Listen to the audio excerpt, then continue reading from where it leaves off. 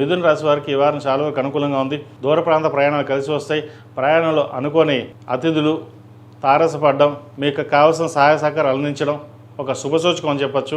మీరు అనుకోకుండానే వారు ఎదురవడం, ఒక పనిని అది పూర్తి చేయడం జరుగుతుంది. అది నిజంగా దైవానుగ్రహం వల్లే జరిగిందని సంతోషపడతారు. అదేవిధంగా సంతానం సంబంధించిన విద్యా విషయాలు చాలా అనుకూలంగా ఉన్నాయి. వివాహ సంబంధించిన వ్యవహారాలు కూడా సానుకూలపడుతుంది. దూర బంధువులు రాక కాస్త ఆనందాన్ని కలిగిస్తుంది. ఖర్చులు అధికంగా ఉంటాయి. ఎప్పుడు ఉండే ఖర్చులే కదా, కానీ నలుగురితో పాటు బాగుండాలి, సంతోషంగా ఉండాలనే ఆలోచనతోటి ఎక్కువ ధనాన్ని ఖర్చు చేస్తారు. అదేవిధంగా రాబడి కూడా అలాగే ఉంటుంది. రావాల్సిన బెనిఫిట్స్ ఏవైతే ఉన్నాయో అవి వచ్చే అవకాశాలు గోచరిస్తోంది. జూన్ 2వ తారీఖు నుంచి గురు మార్పు వల్ల మరిన్ని మంచి ఫలితాలు సంపాదిస్తారు. ఉద్యోగరీత్యా, వ్యాపారరీత్యా అన్ని అనుకూలంగా ఉంటుంది. రావాల్సిన ఉద్యోగం ఏదైతే ఉందో, మీరు కోరుకున్న ఉద్యోగం లభించే దశగా గ్రహగతులు గోచరిస్తోంది. అదేవిధంగా ఒక ఇల్లు కానీ ఫ్లాట్ కానీ కొనుగోలు చేద్దాం అనుకుంటారు. అదేవిధంగా దాని తగ్గట్టుగా మీకు ఆ సమయానికి ధన సహాయం కూడా అందే అవకాశాలు గోచరిస్తోంది. అదేవిధంగా రియల్ ఎస్టేట్ రంగంలోని వారికి, సాఫ్ట్వేర్ రంగంలోని వారికి, చిరుస్థాయి వ్యాపారస్తులకు, ప్రభుత్వ రంగంలోని వారికి మంచి అవకాశాలు కలిసి వస్తాయి. తృతీయాధిపతి అయిన రవి వ్యయంలో ఉన్నారు. రాశ్యాధిపతి చతుర్థాధిపతి అయిన బుధుడు జన్మరాశిలో ఉన్నారు. పంచమ వ్యయాధిపతి అయిన శుక్రుడు జన్మరాశిలో ఉన్నారు. ఒక నిర్ణయం తీసుకునేటప్పుడు 10 మంది సలహాలు తీసుకుని అది ఏది కరెక్టో కాదో అది మీకు మీరుగానే తీసుకుంటారు.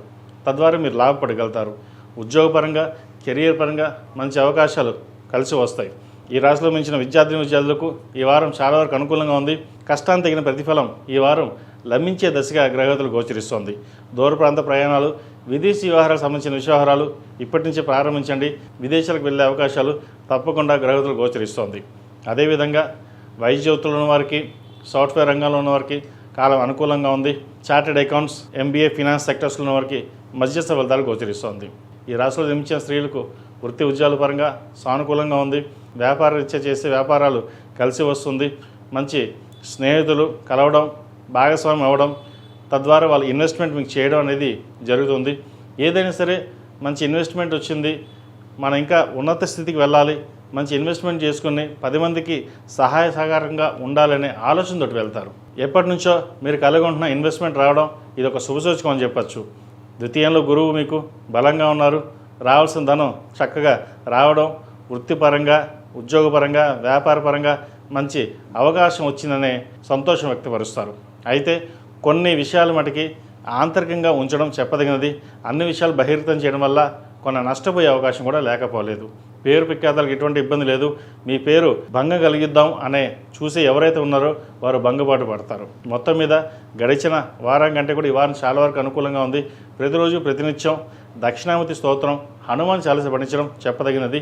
మెడలో ఇంద్రాణి రూపం మెడలో వేసుకోండి. మగవారు ఏకముఖ రుద్రాక్ష మెడలో వేసుకోవడం చెప్పదగిన సూచన. ఈ రాశిలో జన్మించిన వారు ప్రతిరోజు ప్రతినిత్యం ఓం నమః శివాయ ఒత్తులతోటి, 6 కుంకుమతోటి అమ్మవారిని పూజించండి. మంచి ఫలితాలు సంప్రాప్తిస్తాయి.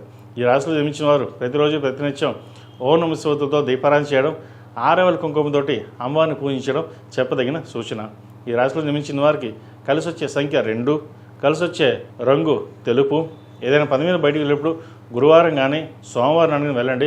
మంచి ఫలితాలు సంప్రాప్తిస్తాయి. ఈ పూజస్టోర్.in పసుపు కుంకుమ నుంచి దేవతా విగ్రహాల దాకా అన్ని రకాల పూజలు, వ్రతాలు, గృహప్రవేశం, హోమాది శుభకార్యాలకు కావాల్సిన పూజా సామాగ్రి అంతా ఒక్కొక్క క్లిక్ తోనే మీ ఇంటి వద్దనే పొందండి. ఈ పూజస్టోర్.in